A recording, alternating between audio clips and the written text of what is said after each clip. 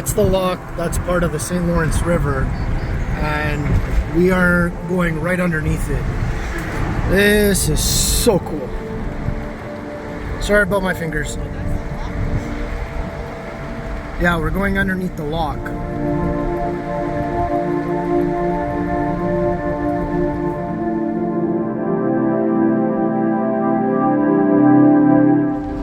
And we are officially out of Quebec.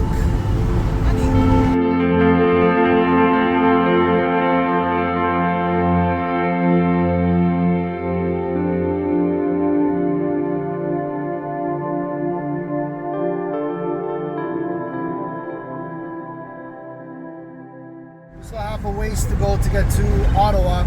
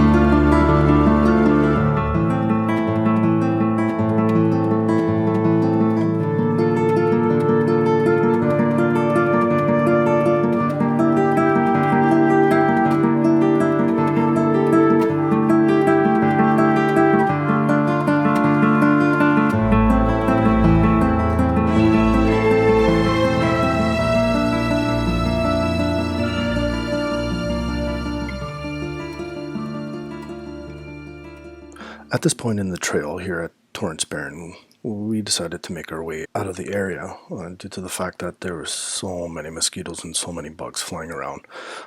Going through here, like, it was just infested with about horse flies and deer flies.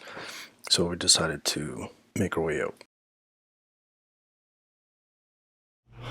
Alright, so at this time we decided to look for another place to go ahead and stay for the night, because the next day we had to go pick up our kids.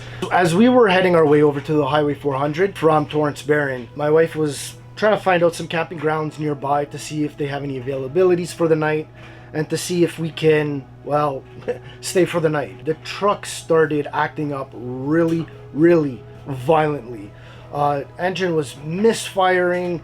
It was rocking really bad. It just almost happened out of the blue. Now, during the week of our tour to Montreal and coming back to Montreal, there was about 3 times truck actually misfire, and it was about like a kind of like a knock or a bang. But it only happened like a one-time knock or a backfire. I figured, you know, like there's something going on. Listen to the engine. We were coasting. You know, the engine seemed fine. So I figured, you know what, maybe there might have been some raw fuel or extra fuel that would be being dumped into the exhaust and, you know, igniting.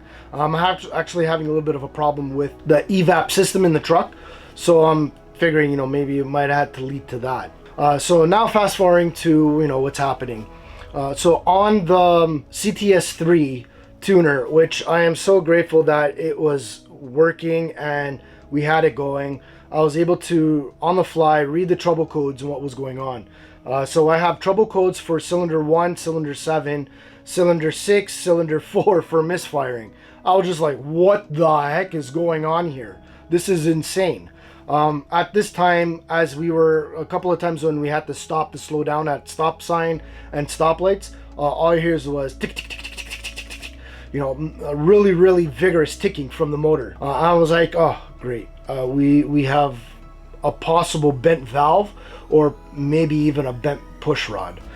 So I was talking to my wife, you know, we were not that far away from home. We were about 45 minutes away from home, thank goodness. And so we made the crucial decision to limp the truck back home. So awesome to say that we did make it home. And during our way home, and I was telling my wife, you know what's happening to this motor almost sounds like this exact same thing would happen to the last motor. This is our second motor in this truck. And I was telling her, I'm like, just like the other motor, if this motor gives out, then I don't really want to pay for a hefty tow bill towing the truck from where we are to home. So I was like, you know what, we're just going to try to make it, take it easy, limp the truck back home, or at least try to make it as close to home as possible. So that way, if we do need to tow the truck, at least it won't be that close. And I was pretty sure that was it for the motor.